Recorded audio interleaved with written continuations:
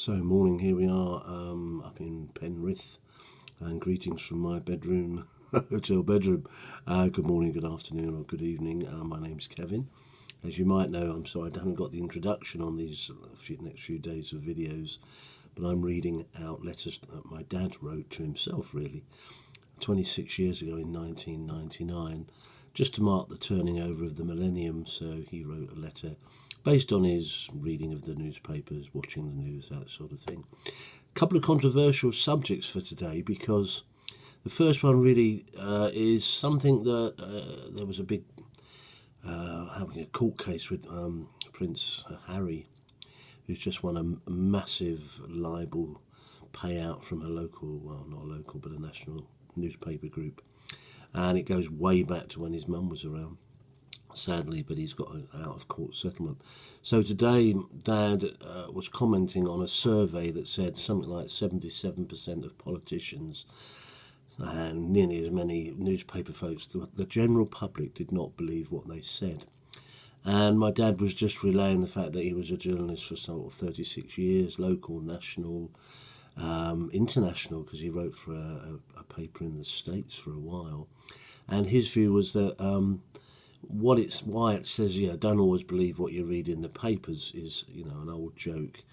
He strived always to tell the truth, but he said the problem was that not always the people telling you the story were truthful themselves. So clearly newspaper men were sometimes caught unawares. But don't spoil a good story for the sake of the truth is another old saying he was saying. And that is a bit worrying, especially in the light of the recent court case that Prince Harry won. And in 2025, we're looking a lot about fake news. Am I really real? Am I an AI generated person? Are my words being generated by AI? Well, they're not actually, by the way. But, that is definitely going to be a big problem, I think, in the coming perhaps decade, who knows, 20, 25 years' time. What you're watching will be hard to discern whether it's true, not true. And he was perhaps a bit ahead of his time on that, and he was commenting on that sort of lack of honesty, although my recollection was that he would always try to be honest in his news. I think the only time he didn't do that was when the news cycle was short one day, so he invented some sort he went out with, that's right, £10 notes and was trying to give them away in the street, and he then half the people didn't want them and half the people wanted them, so he concocted a small story around that. Whether he had other ones that he never told me about, I don't know. What else was it? It said second sort of slight controversial thing was about asylum seekers, and it said that in 1999 Britain had received a record number of applications for asylum last year, 1998. 40% up on 1947. I bet you know the great British public, who recently been outraged at the number of asylum seekers arriving here, will believe that story. So again, very hot topic at the moment, with lots of folks arriving in rubber boats and things in 2025.